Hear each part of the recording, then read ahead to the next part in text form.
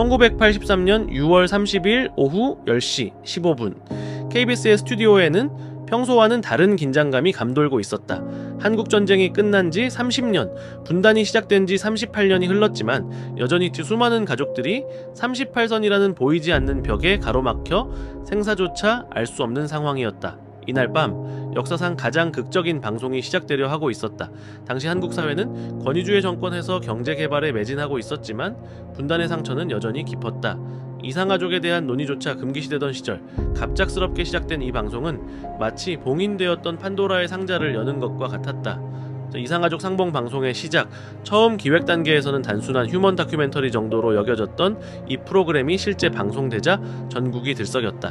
첫 방송에서 한 할머니가 떨리는 목소리로 헤어진 아들의 이름을 부르는 순간 시청자들의 가슴에는 무언가 뜨거운 것이 치밀어 올랐다. 김철수야, 어머니다, 살아있으면 나와라. 스튜디오의 조명 아래서 한 노인이 흘리는 눈물은 단순한 개인의 슬픔이 아니었다. 그것은 분단이라는 거대한 비극 앞에서 무력할 수밖에 없었던 수백만 가족들의 응축된 한엔이었다. 이 순간을 지켜본 시청자들은 텔레비전 앞에서 함께 울었다. 마치 자신의 이야기인 것처럼. 폭발적 반응, 전국을 뒤흔든 감정의 쓰나미. 방송 시작 며칠 만에 KBS에는 하루 수만 통의 전화가 걸려왔다. 당시 전화시설이 지금처럼 발달하지 않았음에도 불구하고 전국 각지에서 사람들이 공중전화 앞에 줄을 서서 기다렸다. 우리 아버지를 찾아달라, 오빠가 살아있는지 알고 싶다는 간절한 목소리들이 전화선을 타고 흘러들었다. KBS 앞마당은 연일 인산인해를 이뤘다. 낡은 가방에 누렇게 바랜 사진 몇 장과 손때 묻은 편지를 들고 온 사람들이 새벽부터 줄을 섰다. 그들의 눈에는 30년 넘게 품어온 그리움과 희망이 동시에 번뜩이고 있었다. 전국의 다방과 이발소, 시장 곳곳에서는 이산가족 찾기 방송이 화제였다. 김씨집 큰아들이 방송에 나왔다더라. 저 사람 얼굴이 우리 동네 철수 아버지랑 똑같더라는 말들이 오가며 온 나라가 하나의 거대한 탐정 사무소가 된 듯했다. 방송이 시작된 지 일주일 만에 첫 번째 기적이 일어났다. 전쟁 중 헤어진 모자가 33년 만에 재회한 것이다. 스튜디오에서 벌어진 그 장면은 지금도 많은 사람들의 기억 속에 생생하게 남아있다. 어머니는 아들을 알아보는 순간 그 자리에 주저앉았다.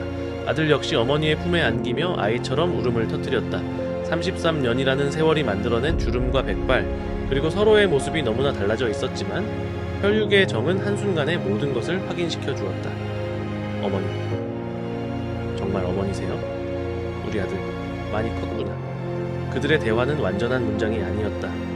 흐느껴 울음과 떨리는 목소리, 그리고 서로를 확인하려는 듯 만지고 또 만지는 손길이 전부였다. 하지만 그 불완전한 대화 속에는 30년 넘게 쌓인 그리움과 사랑이 고스란히 담겨 있었다. 스튜디오를 지켜보던 스태프들도 카메라맨도 모두 눈물을 흘렸다. 이것은 단순한 방송이 아니었다. 분단의 아픔을 가슴에 품고 살아온 모든 사람들에게 주어진 기적이었다. 방송을 지켜보던 시청자들의 반응은 그야말로 폭발적이었다. 재회 장면이 나올 때마다 전국의 가정에서는 온 가족이 함께 울었다. 아이들조차 어른들의 눈물을 보며 무언가 특별한 일이 벌어지고 있음을 직감했다. 당시 한 시청자는 훗날 이렇게 회고했다.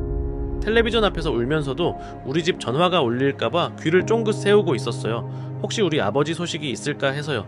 이런 마음은 비단 이산가족들만의 것이 아니었다.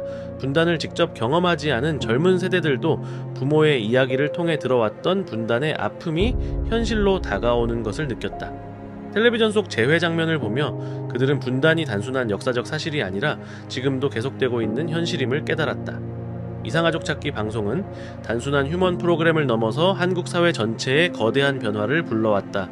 그동안 정치적으로 민감한 사안으로 여겨져 공개적으로 논의되기 어려웠던 분단 문제가 일반인들의 일상 전국 각지에서 자발적인 이산가족 찾기 운동이 일어났다.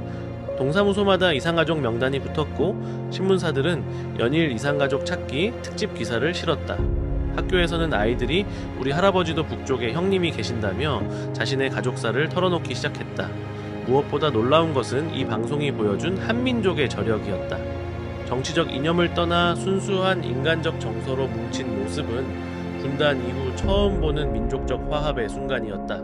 방송은 당초 계획보다 훨씬 길어졌다. 138일 동안 이어진 이 프로그램을 통해 총 11,189 가족이 상봉했다. 하지만 숫자로는 표현할 수 없는 더 큰 의미가 있었다.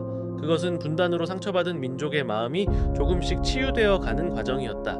매일 밤 10시가 되면 전국의 가정에서는 텔레비전 앞에 모여 앉았다. 오늘도 누군가의 기적이 일어날까 하는 기대감으로, 그리고 실제로 기적은 매일 일어났다. 어떤 날은 형제가, 어떤 날은 부녀가, 어떤 날은 부부가 재회했다. 각각의 재회마다 담긴 사연은 모두 달랐지만 그 감동의 크기는 언제나 똑같았다. 1983년에 이산가족 찾기 생방송은 끝났지만 그 여파는 오랫동안 계속되었다. 이 방송을 통해 한국 사회는 분단의 아픔을 직시하게 되었고 동시에 통일에 대한 희망을 품게 되었다. 그 당시 스튜디오에서 울던 사람들, 텔레비전 앞에서 함께 눈물을 흘렸던 시청자들은 이제 나이가 들어 자녀들에게 그날의 이야기를 들려준다. 그때는 말이야. 로 시작되는 그 이야기 속에는 여전히 분단의 아픔과 통일에 대한 간절한 바람이 살아 숨쉬고 있다. 138일간의 방송이 남긴 가장 큰 유산은 아마도 희망일 것이다. 아무리 긴 이별이라도, 아무리 높은 벽이 가로막고 있어도 사랑하는 마음만 있다면 언젠가는 다시 만날 수 있다는 희망. 그 희망의 불씨는 40년이 지난 지금도 여전히 꺼지지 않고 타오르고 있다.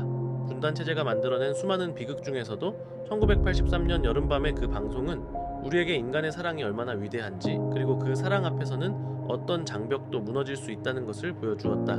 그것이 바로 1983년 이산가족 찾기 생방송이 단순한 방송을 넘어 한국 현대사의 한 페이지가 된 이유일 것이다.